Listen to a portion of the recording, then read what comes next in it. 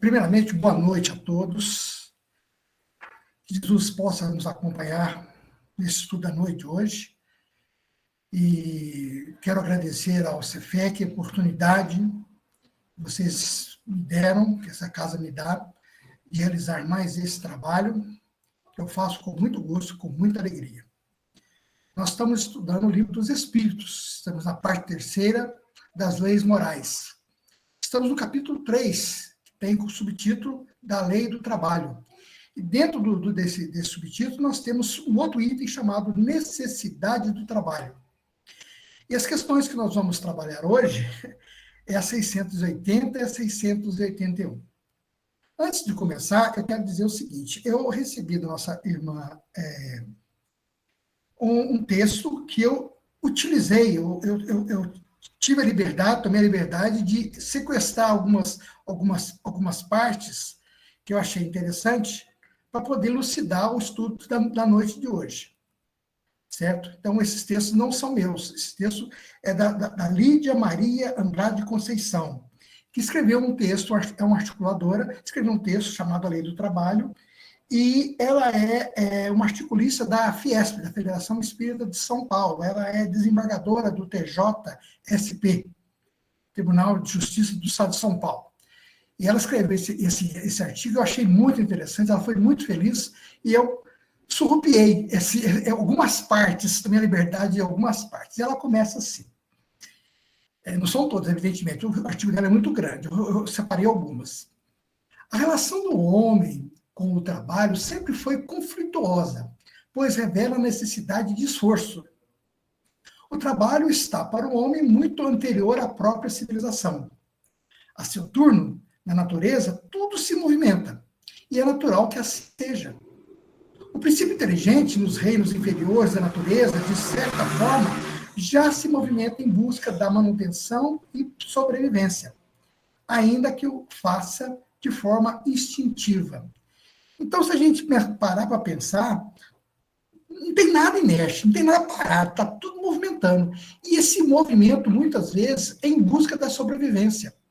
Do microscópio, da célula menorzinha, né, da menor célula, do menor bichinho, do menor...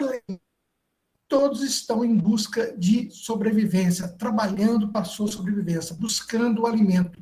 Isto já é um trabalho.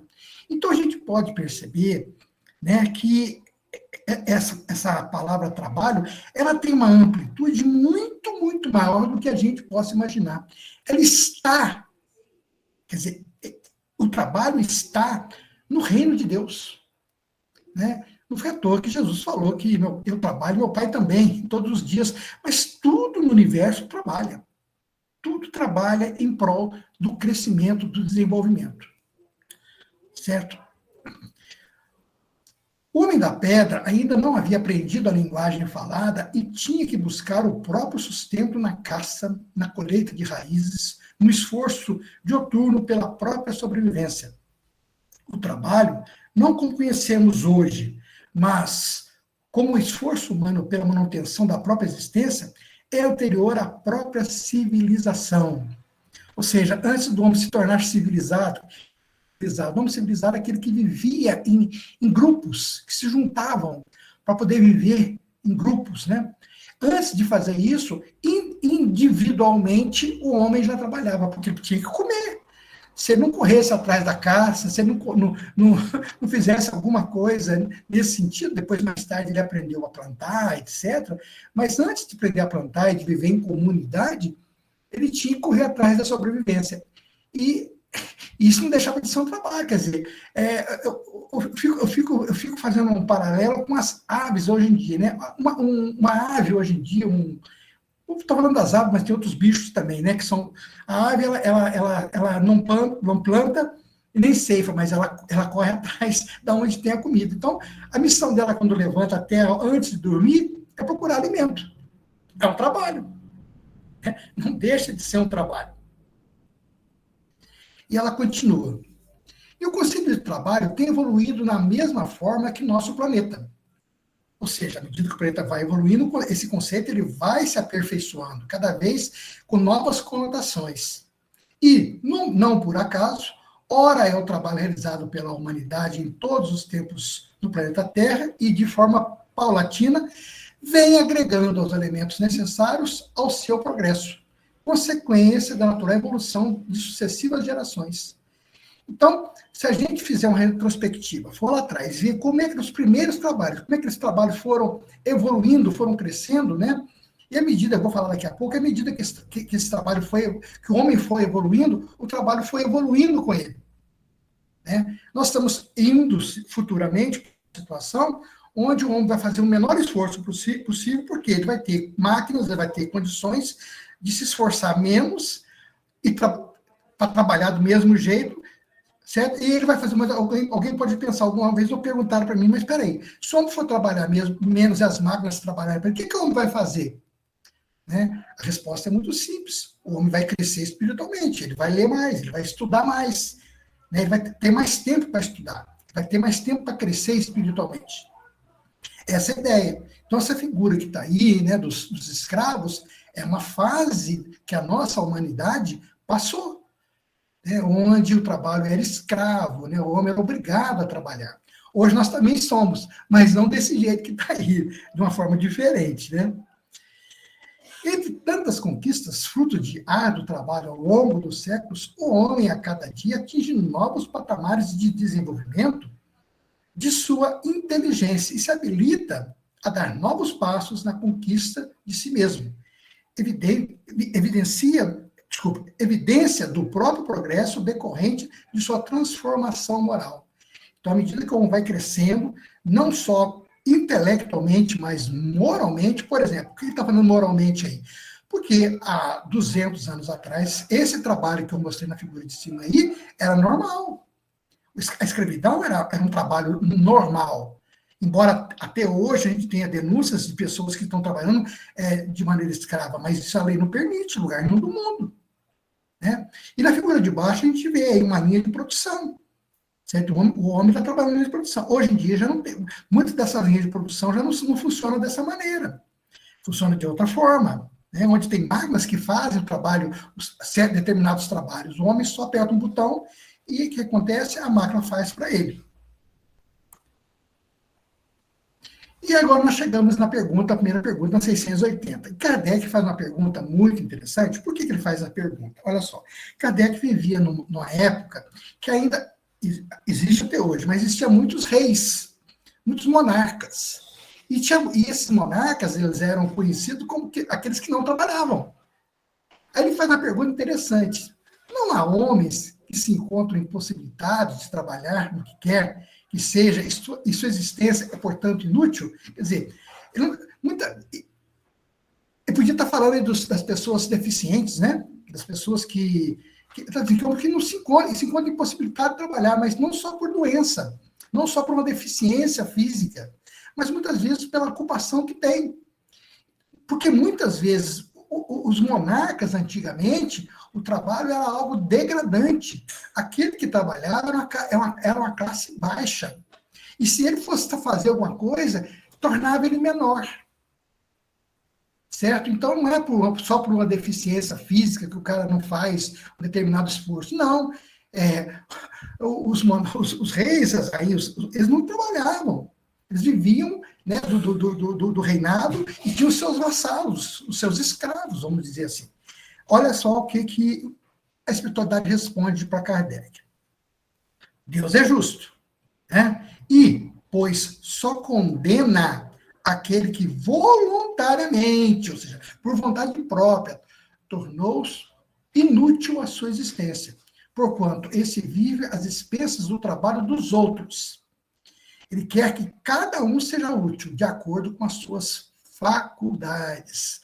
Olha aí, isso aí entra o quê? Porque se a gente for desmiuçar essa resposta da espiritualidade, né?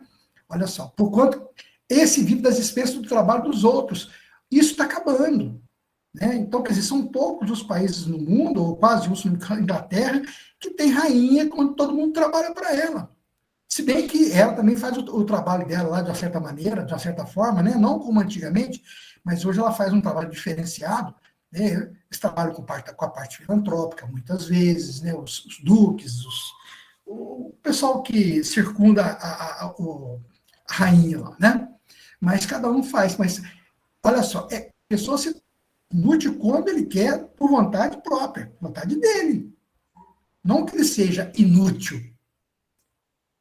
Aí, Deus condena esse tipo de existência. Condena no sentido, desaprova esse tipo de vida, né? Onde a pessoa vive às custas dos outros sem fazer nada e acha que o mundo inteiro deve servi-lo. Toda tarefa nos permite desenvolver alguma coisa independentemente de sua natureza. A vida nos oferece os recursos necessários para a nossa evolução pelo trabalho. Muitas vezes, em nossa existência atual, não temos a possibilidade de exercer aquele trabalho que gostaríamos ou qualquer trabalho remunerado. Entretanto, o trabalho, ainda que não o almejado, é sempre digno. Se for um trabalho honesto,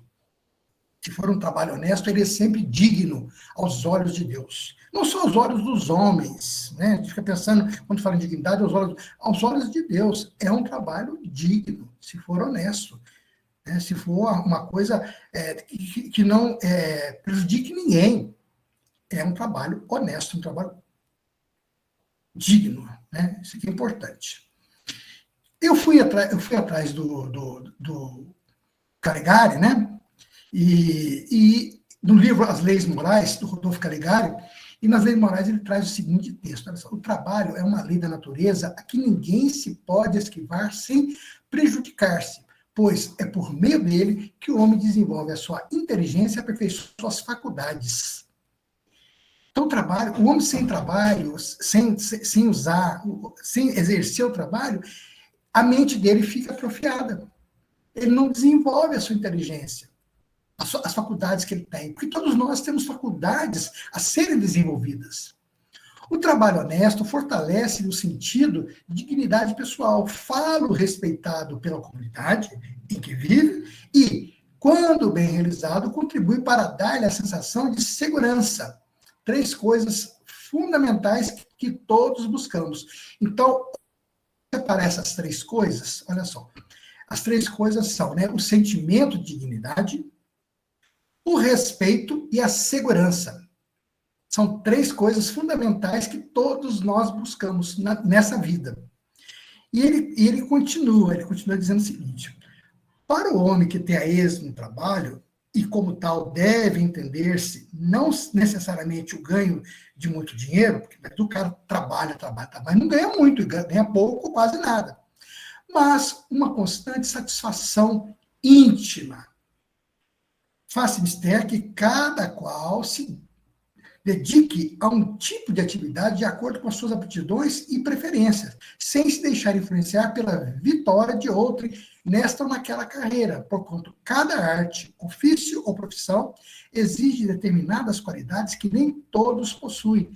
Olha só, aí que vem, né, essas colocações do Calegari, interessante, porque cada um com a sua possibilidade, com a sua capacidade.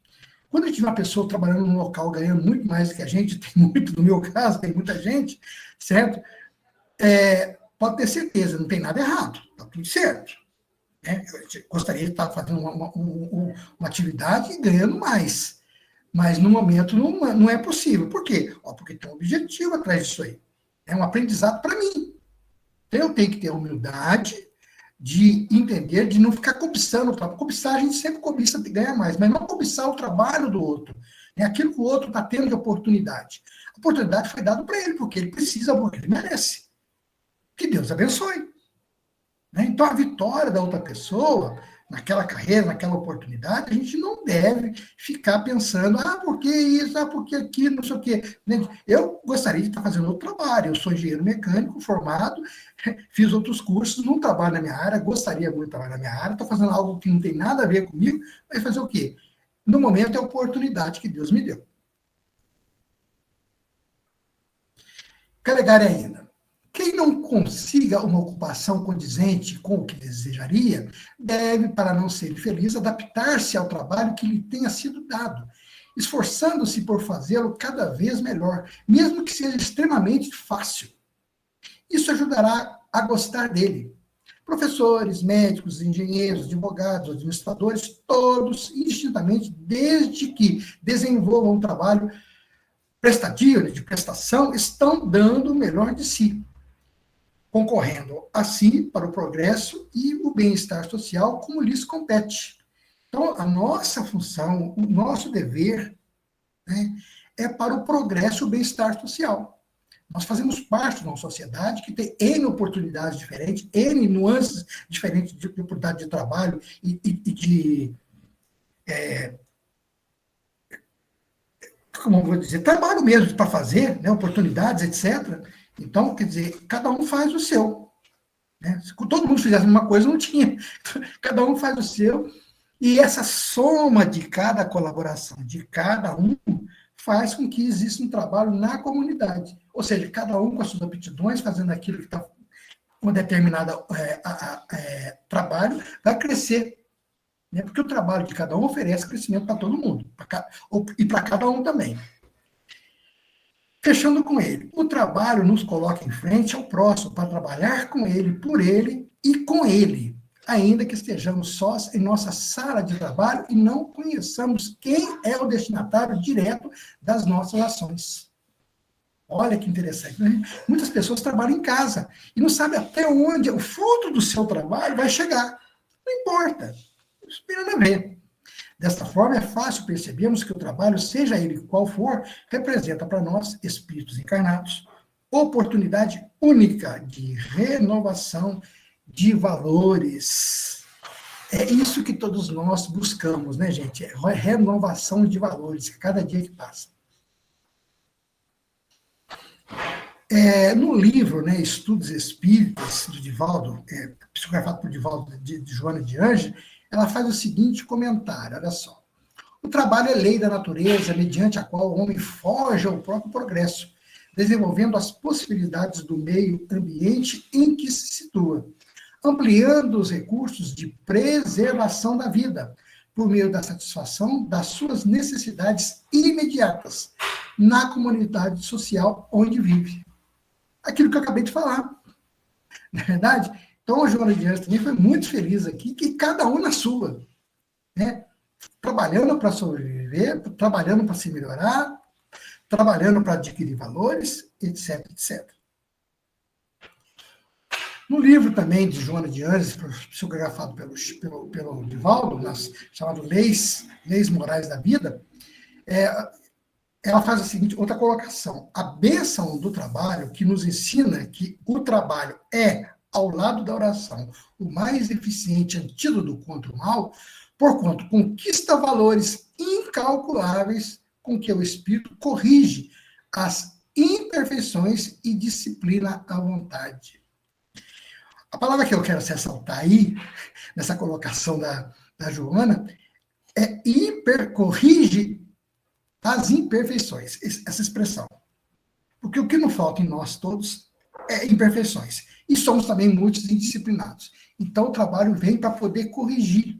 Por quê? Porque muitas vezes no trabalho, nós vamos ter que conviver com outras pessoas, com pessoas difíceis, com pessoas boas, com pessoas más. Vai testar a nossa paciência, a nossa tolerância, a nossa indulgência, o nosso amor ao próximo. Então, o trabalho vai corrigir as nossas imperfeições e vai nos disciplinar, saber como viver com essas pessoas. Eu achei legal. Na 681, Kardec faz a seguinte pergunta. A lei da natureza impõe aos filhos a obrigação de trabalharem para os seus pais? Eu não sei como é que era na época de Kardec, né, a relação filial, paternal e filial. Ou seja, como que os filhos tratavam os pais. Né? Hoje em dia, moralmente, a gente cresceu um pouquinho, então, hoje em dia, nós temos, né, uma outra visão disso. As religiões, elas são mais proeminentes. Tudo bem, pode ter muito desvirtuamento, a gente vê muita coisa errada, mas a gente tem uma noção hoje, uma visão hoje um pouco diferente. Então, eu não sei naquela época como é que era, mas essa pergunta do Kardec é sempre pertinente, não só para aquela época, como para atualmente, para o nosso momento que a gente está vivendo. E a resposta dos Espíritos é a seguinte, olha só. Certamente, do mesmo modo que os pais têm que trabalhar para os seus filhos. Foi por isso que Deus fez do amor filial e do amor paterno um sentimento natural. Ou seja, é de praxe, né, os filhos crescerem amando os pais e os pais amando os filhos. É lógico que tem aí muitas nuances, né, de vidas passadas, etc. Não vou entrar nesse detalhe, mas é uma coisa, é um sentimento natural. Foi para que, por essa afeição recíproca, os membros de uma família se sentissem impelidos a ajudarem-se mutuamente, o que, aliás, com muita frequência se esquece na vossa sociedade atual. Então, já naquela época, já existia um pouco de ingratidão. Né? Ele está dizendo que se esquece da vossa sociedade, né? Aliás, com muita frequência se esquece. Isso é um pouco de ingratidão dos filhos com relação ao pai. Então, essa ingratidão que nós vemos hoje ainda já acontecia naquela época, né? Então, os espíritos já deram uma ressaltada nisso aí. Um comentário da moça lá. Os filhos têm deveres intransferíveis para com os pais, instrumentos de Deus para o trâmite da experiência carnal, mediante a qual o espírito adquire patrimônios superiores, resgata os insucessos e comprometimentos perturbadores. Olha só. Então, essa relação filial ou paternal, nesse trâmite dessa experiência carnal que todos nós passamos, a gente adquire patrimônios, né? A gente resgata os insucessos e os comprometimentos que nós tivemos no nosso pretérito. Isso é muito importante, essa relação. Auxiliá-los por todos os meios, alcance é mistério indeclinável, que o filho deve ofertar com extremos de devotamento e renúncias. Né? Eu vou comentar isso aí. O problema é o seguinte, que muitas vezes o pai se renuncia muito para o filho. E o filho, de uma maneira ingrata, não se renuncia para o pai. A ingratidão dos filhos para com os pais é dos mais graves enganos a que se pode permitir o espírito na sua marcha ascensional. A ingratidão é uma coisa muito triste. A gente sempre, né, eu sempre comentei isso aqui em casa com a esposa, né? Graças a Deus, minha esposa aqui em casa é uma pessoa de idosa que a gente não diz nenhum. Eu tive pessoas na minha família. Então, essa gratidão por tudo que fizeram por nós, e fazem até hoje, né? A presença deles conosco já é uma coisa, uma dádiva, enquanto eles estiverem aqui. Então, a gente é muito grato por tudo, né? Grato pela presença, pela experiência, pelo aconchego, pelo carinho, né? E, infelizmente, tem muitos irmãos que não conseguem enxergar dessa maneira. Tem muitos irmãos nossos que não veem naqueles que os ninaram, né? Que os embalaram, que os amamentaram, alimentaram, né? Não vê dessa forma. Isso é muito ruim, isso é muito triste, né? Quando a gente vê um filho ou uma filha, né? Não ter paciência com o pai, com a mãe, né? Isso é uma coisa muito desagradável de ver também. Aí eu fui no Evangelho segundo o Espiritismo, no capítulo 14, né? Honrai pai e mãe, né? O mandamento honrai o vosso pai e a vossa mãe é um corolário da lei geral de caridade de amor ao próximo. Isso que não pode amar o seu próximo é aquele que não ama o seu pai e a sua mãe, claro. Mas o termo honrar encerra um dever a mais para com eles, o da piedade filial. Quis Deus mostrar por essa forma que ao amor se deve juntar o respeito, as atenções, a submissão e a condescendência, o que envolve a obrigação de cumprir-se para com eles, de modo ainda mais rigoroso, tudo o que a caridade ordena relativamente ao próximo em geral. Então, mais que ao nosso próximo, quando digo nosso próximo, é aquele que não vive na mesma casa da gente, debaixo do mesmo teto, mais que isso, aqueles que estão debaixo do mesmo teto, essas nossas obrigações, certo? essa lei máxima de que nós temos com relação ao nosso semelhante, dentro de casa é mais intensa ainda. Ela deve ser mais intensificada, né? Porque é dentro do mesmo, debaixo do mesmo teto, e que estão aqueles a quem nós nos comprometemos, né? E se comprometeram conosco, acreditaram na gente. Então, é muito importante enxergar dessa maneira. Ainda no Evangelho segundo o Espiritismo, ele continua: honrar o seu pai e a sua mãe não consiste apenas em respeitá-los, é também assisti-los na necessidade, é proporcionar-lhes repouso na velhice, é cercá-los de cuidados, como eles fizeram conosco na infância. Sobretudo, para com os pais sem recursos, é que se demonstra a verdadeira piedade filial. Os filhos não devem a seus pais pobres só o estritamente necessário. Devem-lhes também, na medida do que puderem, os pequenos nada supérfluos, as solicitudes, os cuidados amáveis, né? Aquele carinho, aquele beijo, aquele afago, aquela palavra, né? Que são apenas os juros, né? Eu coloco os juros do que receberam, o pagamento de uma dívida sagrada. Unicamente, essa é a piedade filial grata a Jesus. Então, não basta só dar para os nossos pais as condições físicas. É muito mais do que isso. Né? É muito mais do que isso. A gente tem que retribuir com eles, né? Porque eles não cobraram de nós os beijos. Quantos beijos nós recebemos na nossa infância como bebê dos nossos pais? Né? Quantos carinhos, quantos embalos, né? Quantos choros nós tivemos, e ao chorarmos éramos embalados para que a gente não chorasse, né? E não vou dizer nem a parte material de alimentação, não, só estou dizendo a sua parte afetiva. Então, cabe a cada um de nós retribuir isso aí, né? Essa parte afetiva, que é uma coisa muito bonita de se ver, né? De se perceber.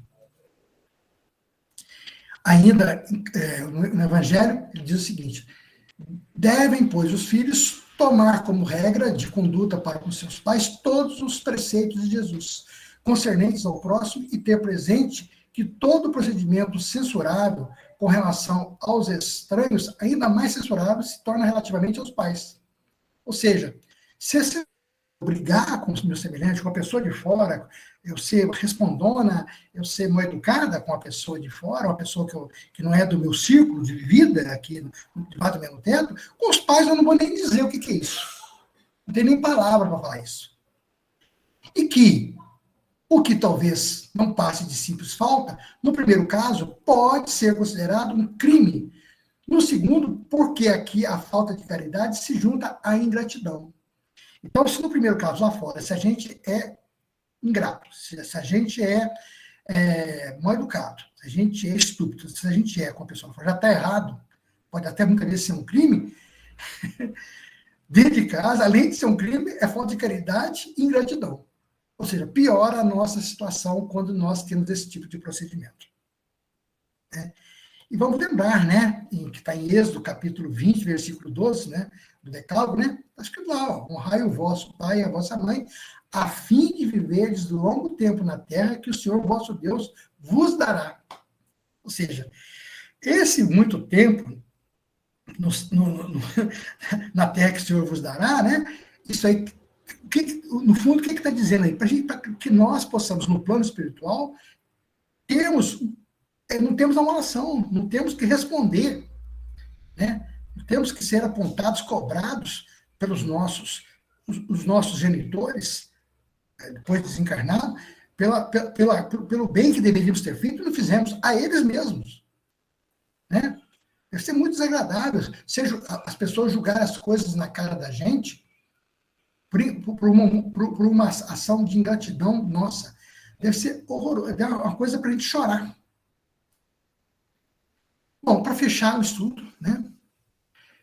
Com todas essas informações, nos cabe amadurecimento, nos cabe, amadurecendo nossa visão de mundo, modificar nosso entendimento acerca do trabalho, independentemente de qual ele seja, como sendo penalidade ou situação de sofrimento, mas sim oportunidade de exercitarmos a nós mesmos, ultrapassando os nossos próprios limites. Outra coisa interessante, né? O trabalho,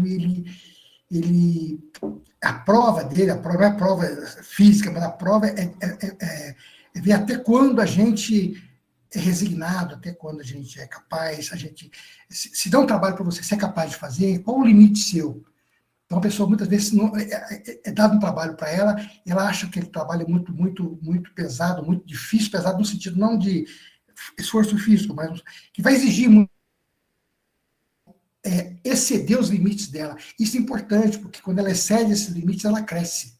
Isso é outra função. Pelas nossas ações, especialmente pela nossa atitude mental diante da tarefa, refazemos nossos percursos, nosso trabalho, a fim de não perder o resultado de nossas obras. É necessário que o homem trabalhador, que somos todos nós, independentemente de ocuparmos ou não atividades remuneradas, encontrarmos em nós a energia e a boa vontade para a realização das próprias obras. Então, olha só, palavra-chave aí desse texto enorme, palavra-chave, boa vontade. Está escrito aí embaixo, boa vontade. Essa palavra-chave desse texto. Sempre. E fechando, né? Já que nós tocamos no assunto dos pais, vamos falar um pouquinho para a gente fechar. Os pais devem trabalhar para os filhos e os filhos para os pais, porque Deus fez do amor filial e do amor paterno um sentimento natural. Foi dito isso antes, está no livro dos Espíritos. A fim de que, por essa afeição recíproca, os membros de uma mesma família sejam levados a se auxiliarem mutuamente. Assim sendo, trabalhar pelos pais, sustentando-os, ainda que nas maiores tribulações, é um dever fundamental de cada filho. De cada filho. E muitas vezes não é só o filho. Pode ser de uma. A gente não ser para o pai ou para a mãe, mas para um parente perto, uma tia, uma avó. Não precisa ser propriamente o pai e a mãe. É alguém da família que tem que ser considerado. É através desse trabalho que muitas consciências se enobrecem ou se perdem quando se buscam saídas fáceis, sem trabalho, como, por exemplo, terceirizando o cuidado abnegado aos pais. O que acontece muitas vezes hoje, que a gente ouve falar, né, são filhos que terceirizam isso aí. Terceirizam de que maneira? Terceirizam totalmente a coisa, ou seja, tem condições de ficar com os pais em casa, tem condições de conviver com os pais, mas preocupado com muito egoísmo, né, ou preocupado com as suas coisas, eles querem distância dos pais. Aqui eles fazem, internam os pais em asilos, em casas de repouso, para ficarem livres, né, porque têm condições financeiras de pagar, e vão lá uma vez por mês ver os seus genitores. Né? Eu fico imaginando a saudade que um pai tem do filho, como é que ele fica um mês esperando o filho ir lá visitá-lo.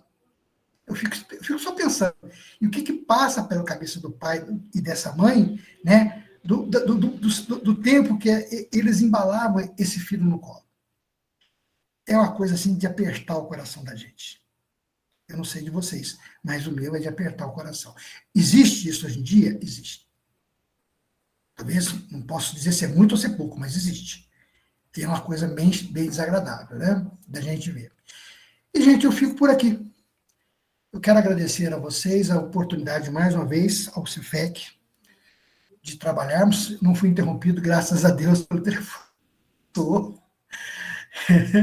E uma boa noite a todos.